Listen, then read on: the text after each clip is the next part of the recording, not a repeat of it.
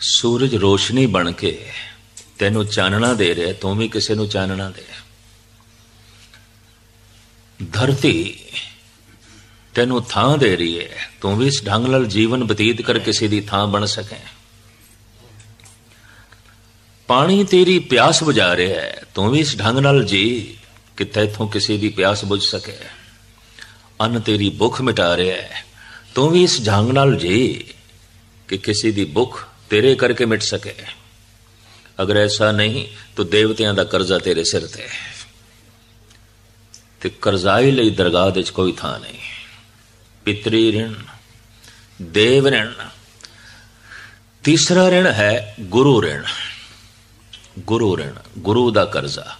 ते हुण गुरु दा की कर्जा है? गुरु ने जो कुछ आख्या है अगर मनिया नहीं तो कर्जा है, वो कर्जा है। गुरु ने जो कुछ उपदेश दिता है अगर तू मनिया नहीं तो फिर गुरु दा कर्जा भी तेरे ते। सुनिया ते है, मनिया ते तू है नहीं, तो ये तेरे सिर ते कर्जा है। कलगीधर पिता एक थां ते वैसे तो सारे बचना चो बेनती करते ने, जोदड़ी करते ने, कबियो बाज बेनती चो भाई। पर एक थां ते पादशाह बेनती नहीं करते, जोदड़ी नहीं करते, कहते मेरा हुक्म है, मेरी आज्ञा है, ये मेरा हुक्म है, ये मेरी आज्ञा है। तेनू कबूल है तो ठीक, नहीं तो ना सही। मेरी आज्ञा है, मेरा हुक्म है कि है मोर आ गया सुनो तुम प्यारे, बिना शस्त्र के संग देवो ना दीदारे। ऐ मेरी आज्ञा है, ऐ मेरा हुक्म है कि बिना केसां तो, बिना शस्त्रां तो मेरे मत्थे ना लगे। मेरे कुल बैठ, तेरे कुल केस चाहिए ने, मेरे कुल आ, तेरे कुल मोर चाहिए अकाल पुरख दी। है मोर आ गया सुनो तुम प्यारे, बिना शस्त्र के संग देवो ना दीदारे। हुण कोई कलगीधर दा ये बचन सुने ते मने ना, कर्जा उहदे उपर है। उन्ने चिर तक है जिन्ने चिर तक जिंदा रहेगा। अमृत वेले तो उठना है, नाम जपना है, पंज बाणियां दा पाठ करना है, गल्लां सारियां सुन लियां, मनदा ही नहीं पे। दसवंध कढ़ना है, गल्लां सुन लियां तो मनदा ही नहीं पे, कर्जा है तेरे ते। इनू कहंदे ने गुरु ऋण। गुरु दे बचन तू सुने ने ते मन्ने नहीं, ये कर्जा है तेरे थे।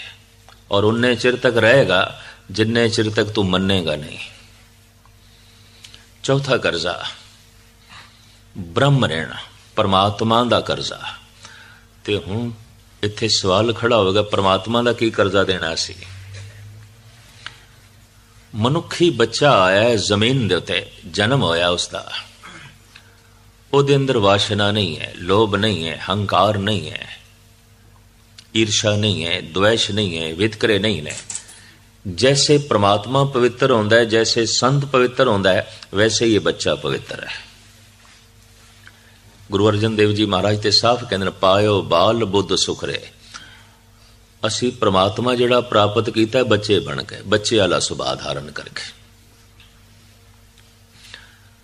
बच्चे को एक खामी है, अज्ञान है, जो उसनू ना समझी, इस वास्ते उस दैवी गुणा का आनंद नहीं मान सकता जिहड़े उहदे कोल ने।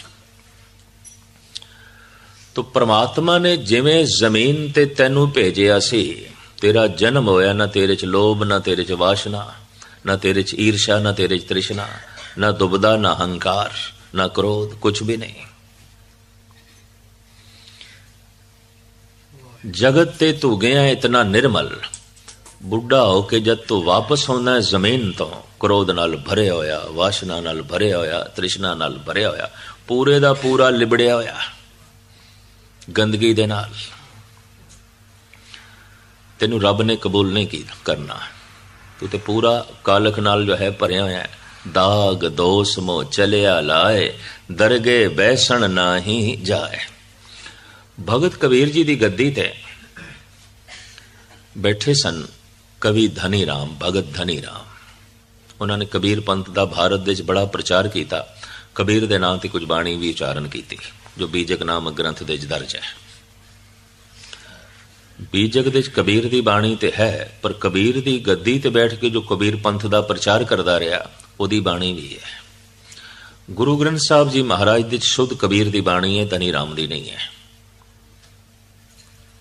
जिस फरीद की बाणी गुरु ग्रंथ साहब जी महाराज दे च 11वीं थां ते सी, ये भी मैं अर्ज करते हैं।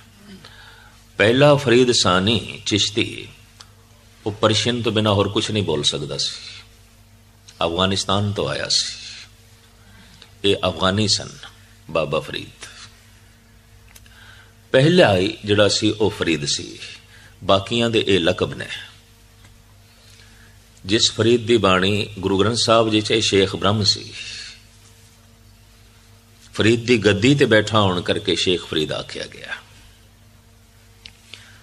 घोर तपस्या साधना भक्ति इसने बहुत की थी, और चूंकि 4-5 पीढ़ियां उत्थे रहिंदियां बोली मुल्तान विच रहिंदियां बोली लैंदी पंजाबी हो गई, हो जाती है। इतना लंबा अरसा रहिंदियां तो आपने बाणी सारी लैंदी पंजाबी दे जो है उच्चारण की है। इस तरह कबीर पंथ दा सारे भारत विच प्रचार किया भगत धनी राम ने। धनी राम ने एक बड़ी कीमती पंक्ति उच्चारण की है। वो कहंदा बड़े यतन से ओढ़ी कमरिया, ज्यों की त्यों धर दीन चदरिया।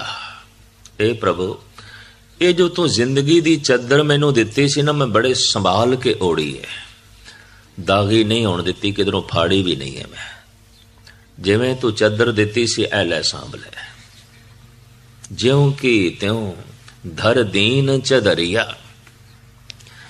जिवें तू जीवन दी चदर मैनू दिती, मैं दागी नहीं होने दिती, संभाल के ओढ़ी है, संभाल के रखी है। मैं अखां नूं दागी नहीं होने दिता, पर तन पर धन उहदे च लीन नहीं होने दिता। मैं रसना नूं दागी नहीं होने दिता, मिथ्या नहीं बोलन दिता। मैं कन्ना नूं दागी नहीं होने दिता, मिथ्या नहीं सुनन दिता। मैं दिल दिमाग नूं दागी नहीं होने दिता, गलत नहीं सोचिया, मिथ्या नहीं सोचिया। मैं रसना नूं दागी नहीं होने दिता, जैसे साहिब कहते मिथ्या ना ही रसना परस, मन में प्रीत निरंजन रस, परतरिया रूप न पेखे नेत्र, साध की टहल संत संग हेत। एक एक इंद्रिय नूं समझाया है। गुरु अमरदास जी महाराज समझाते ने, ए नेत्रो मेरेओ हर तुम में जो धरी, हर बिन अवर न देखो कोई, नदरी हर निहालिया। कन्ना नूं उपदेश देंदे ने गुरु अमरदास जी, ए सरवणो मेरेओ साचे सुनने नूं पठाए, साचे सुनने नूं पठाए, शरीर लाए सुनो सत बाणी। जबान नूं उपदेश करदे ने गुरु अमरदास जी महाराज, ए रसना तू अनरस राच रही, तेरी प्यास न जाए। सारे शरीर नूं समझांदे ने, ए शरीरा मेरेया इस जग में आए के क्या तुद कर्म कमाया, के कर्म कमाया तुद शरीरा जां तू जग में आया। ऐ शरीर कीता की तू, हत्थां नूं पैरां नूं संकोचना। धनी राम कहते ने, हे प्रभु जिवें तू जमीन ते मैनू भेजिया सी ना, मैं उस तरह ही वापस आ गया। अपने पैर दागी नहीं होने दिते, मैं गलत पासे चलिया ही नहीं। अपने हत्थां नूं दागी होण नहीं दिता, कुछ गलत कीता ही नहीं। और अपनी जबान नूं दागी नहीं होने दिता, कुछ मिथ्या मैं बोलिया ही नहीं। अपने नेत्रां नूं दागी नहीं होने दिता, गलत मैं कुछ देखिया ही नहीं। और मैं अपने कन्ना नूं दागी नहीं होने दिता, मैं मिथ्या सुनिया ही नहीं। मैं दिल दिमाग नूं दागी नहीं होने दिता, मैं गलत कदी सोचिया ही नहीं। बड़े यतन से ओढ़ी कमरिया, ज्यों की त्यों धर दीन चदरिया। हे प्रभु जिंदगी दी चदर जिवें तू दिती, मैं तिवें तेरे अगों रख दिती है, ऐ संभाल। जिस तरह चोला जिंदगी दा परमात्मा ने दिता, अगर उस तरह का बेदाग लैके नहीं गए तो परमात्मा का कर्जा, ब्रह्म रहना। जिस तरह उसने जमीन ते भेजिया सी, जैसे एक निर्मल बूंद आसमान तो गिरदी है, जमीन ते आई, जमीन दी मैल नाल जुड़ गई, वगदी है मैली होके। सारियां बूंदां मैलियां हो जांदियां, पर वगदियां वगदियां आखिर ऐसा हुंदा है मैल जमीन दे च आ जाती है, पानी निर्मल होके वगण लग पैंदा है। ठीक है, मनुखी बच्चे का जगत ते जन्म होया है, सहजे सहजे इसके इंद्रे विकसित होंदे ने तो ये सही की थां ते कुछ गलत भी वेखण लग पैंदा, सही की थां ते कुछ गलत भी बोलन लग पैंदा, गलत भी करन लग पैंदा, मैला हो जाता है, दागी हो जाता है। पर बूंदा चलदियां चलदियां निर्मल हो जांदियां, दरिया का पानी निर्मल हो जाता है। जिंदगी चलदियां चलदियां दिन रात बतीत करदियां करदियां अगर निर्मल होंदी जा रही है तो तरक्की दे संस्कार धुलते जा रहे हैं, पुराने धूड़ धुलती जा रही है, मिट्टी धुलती जा रही है जिहड़ी नाल जुड़ गई सी। पर चलदियां चलदियां जे किधरे मिट्टी वधदी गई, मैल वधदी गई तो फिर जिंदगी अकारत चली गई, प्रभु ने कबूल नहीं करना। फिर दाग दोष मोह चलिया लाए, दरगे बैसण ना ही जाए, दरगाह दे स्थान नहीं है। परमात्मा ने कबूल नहीं करना, इन्ना मैला हो गए हैं तो इतनी मलनता नाल भर गए हैं। ये चार तरह के कर्जे ने, पितरी ऋण, देव ऋण, गुरु ऋण और ब्रह्म ऋण। गुरु रामदास जी महाराज फरमान करते हैं, जन्मां जन्मांतरां दे पाप लै गए पतत, गुरु ने हिरदे च नाम की बख्शिश की, सारे कर्जे साडे रह गए। पितरां दा कर्जा, देवतियां दा कर्जा, गुरु दा कर्जा, परमात्मा दा कर्जा, सारे ही कर्जे जो है साडे उपरों लै गए। इंज कर्जियां दा बोझ साडे सिर तो हल्का हो गया। हाँ जी। मेरे मन भज राम नाम सब अर्था, हे मेरे मन परमात्मा दा नाम जप, सारे अर्थ की प्राप्ति हो जाती है, सारे पदार्थों की प्राप्ति हो जाती है। हाँ जी। गुरपूरे हर नाम दृढ़ाया, बिन नाम जीवन बिरथा। पूरे गुरुदेव ने नाम दे दृढ़ता करा दी है और नाले समझ आ गई है कि नाम तो बिना जिंदगी व्यर्थ है, जीवन व्यर्थ है, अकारत चला जाता है। हाँ जी। रहाओ बिन गुर मूड भय है मन मुख, ते मोह माया नित फाखा। बिना गुरु दी संगत तो मनुखा दा मन मूड होया पिया, मूर्ख होए पे ने ते ऐन दुनियावी अंधकार दे फसे पे ने। दरअसल माया किसनू आखोगे? गुरु अमरदास जी महाराज दा बड़ा सोहना फैसला, ए माया जित हर विसरे, मोह उपजे भाव दूजा लाया।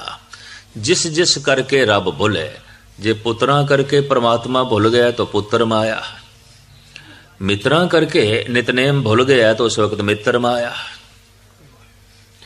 परिवार करके गुरुद्वारा भूल गया तो परिवार माया, धन करके धर्म भूल गया तो धन माया।